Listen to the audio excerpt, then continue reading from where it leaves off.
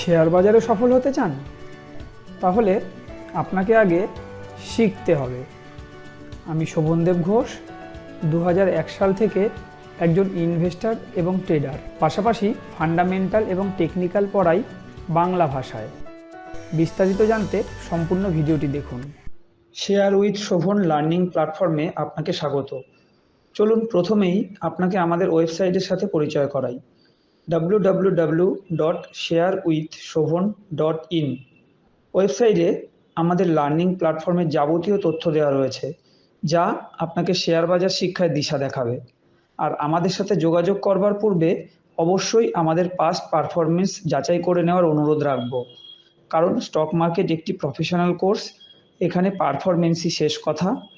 আমরা প্রতিদিনের performance share করে থাকি। চলুন এক ঝলকে আজকের পারফরমেন্স দেখে নেওয়া যাক।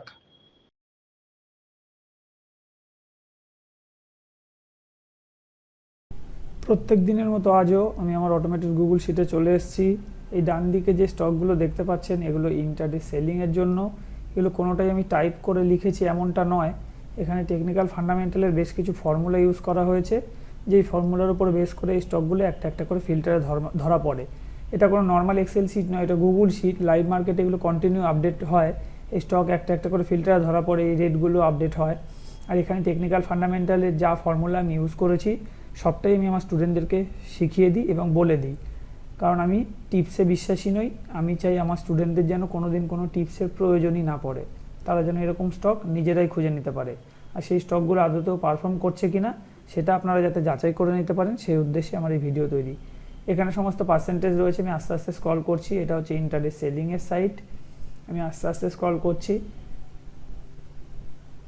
আর বাদিকেই রয়েছে ইন্টারডে বাইংয়ের সাইট।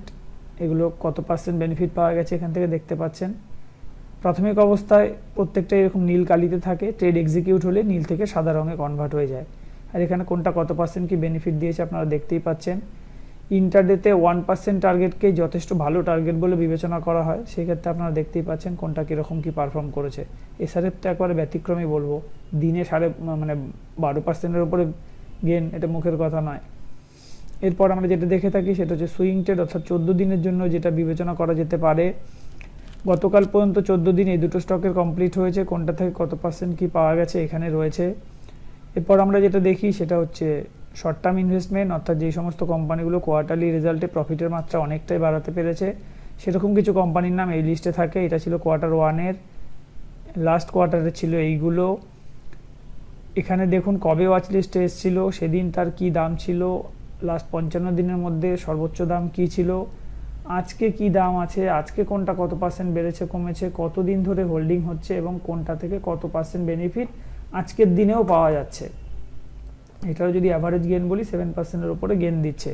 আর ডিসক্লেমার হিসেবে বলে রাখি, আমি কোনো টিপস প্রোভাইড করি না। এরকম স্টক কীভাবে খুঁজে বার করতে হয় সেটাই শেখাই।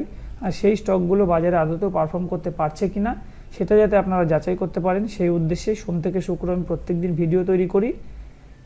আশা করি আপনারা একটা সঠিক সিদ্ধান্তে পৌঁছাতে পারবেন ধারাবাহিকভাবে ভিডিও দেখলে, যে আমি উপযুক্ত লোক কিনা, আমার কাছে স্টক মার্কেটটা শেখা উচিত হবে কিনা। আর সবশেষে বলবো, যেহেতু আমি স্টক মার্কেট টেকনিক্যাল ফান্ডামেন্টাল পড়াই, আমার নতুন ব্যাচে অ্যাডমিশন নিতে হলে আমাদের ওয়েবসাইট ভিজিট করুন sharewithshobhan.in। সেখানে যাবতীয় ইনফরমেশন দেওয়া রয়েছে। এছাড়াও কেউ চাইলে আমাদেরকে কল করতে পারেন। এতক্ষণ যেটা দেখলেন এটা ছিল আমার একটা সামারি পেজ। এখানে দেখতেই পাচ্ছেন অনেক পেজ রয়েছে।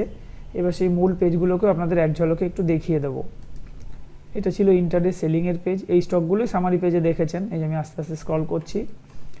এই শিট আমি শুধুমাত্র আমার ছাত্রছাত্রীদের উদ্দেশ্যে তৈরি করেছি। এই শিট আমি কোনোদিন কারোর কাছে বিক্রি করিনি আর কোনোদিন বিক্রি করবও না। এই পারপাসে আমি স্টুডেন্টদের থেকেও কোনোদিন কোনো পয়সা নিইনি আর আগামী দিনেও নেব না। এরপরে যেটা দেখেছিলাম সেটা হচ্ছে ডেইলি ট্রেড বাইং। এই যে এই স্টকগুলোই দেখেছি আমরা ইন্টারডে বাইংয়ে। স্পেশালি আমি এসআরএফ নিয়ে আলোচনা করছিলাম যে অনেক বেনিফিট পাওয়া গেছে এটা থেকে। এরপর আমরা যেটা দেখি সেটা হচ্ছে সুইং ট্রেড, অর্থাৎ 14 দিনের জন্য। এই ঘরে কোম্পানির নাম রয়েছে, শুধু আমি নাম ঢেকে রাখি, কারণ আমার টিপস প্রোভাইড করার উদ্দেশ্য নয়। আর এখানে টেকনিক্যাল ফান্ডামেন্টালে কী কী ফর্মুলা ইউজ করা হয়েছে সবটাই আমি আমার স্টুডেন্টদেরকে বলে দিই এবং শিখিয়ে দিই। আর এখানে শুধু কোম্পানির নাম ধরা পড়লেই সেটা সুইং ট্রেডের জন্য অ্যাপ্লিকেবল হবে এমনটা নয়। আমাদের দেখতে হয় এই আর কলামে থামস আপ চিহ্ন আছে কিনা। যদি থামস আপ চিহ্ন থাকে তবেই আমরা নেক্সট ডে ওয়াচ লিস্টে নেব। আর নেক্সট ডেতে যদি আজকের হাই, এটা হচ্ছে আজকের হাই, এই আজকের হাই যদি ক্রস করতে পারে তাহলে এটা বাইং বলে বিবেচিত হবে। আর ডান দিকে আমি একটা কাল্পনিক পোর্টফোলিও চালাচ্ছি, এই লিস্টে ধরা পড়া স্টকগুলো নিয়েই এই কাল্পনিক পোর্টফোলিও চলছে। এই ঘরে প্রত্যেকটা ঘরেই কোম্পানির নাম আছে, শুধু নামগুলো ঢাকা থাকে। যখনই হোল্ডিং ডেজ 14 দিন কমপ্লিট হয়ে যায় তখন আমরা সেই নাম ওপেন করে দিই। যেমন এই দুটো নাম আমি ইতিমধ্যে ওপেন করেছি, সামারি পেজে আপনারা দেখেছেন।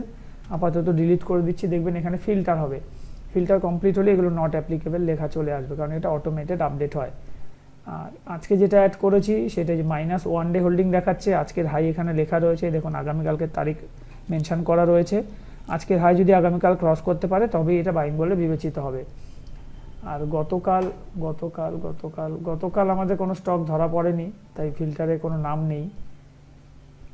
আমি যে কোর্সটা তৈরি করেছি এটা একটা কম্প্যাক্ট কোর্স, ফান্ডামেন্টাল টেকনিক্যালের পাশাপাশি risk management, money management, portfolio management সবটাই আমি পড়াই, কারণ আমি বিশ্বাস করি শিখলে পুরোপুরি শেখা উচিত, আধা আধুরা জ্ঞান কখনোই ভালো কিছু দিতে পারে না।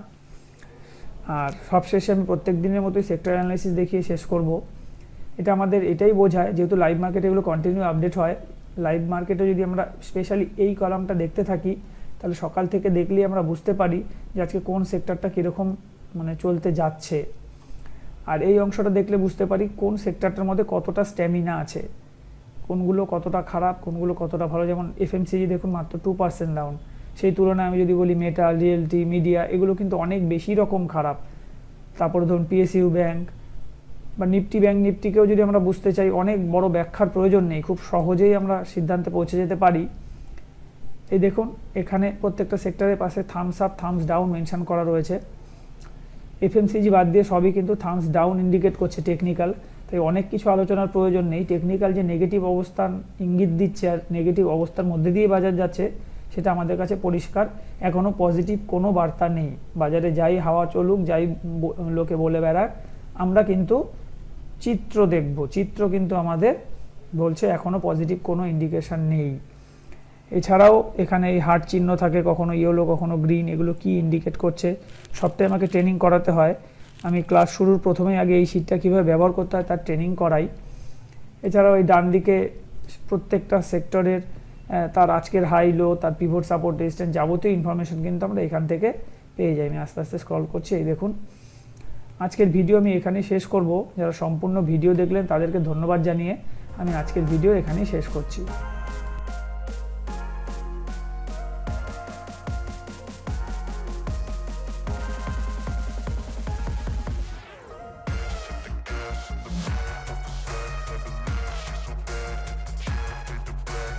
ভিডিওটি এখানেই শেষ করব।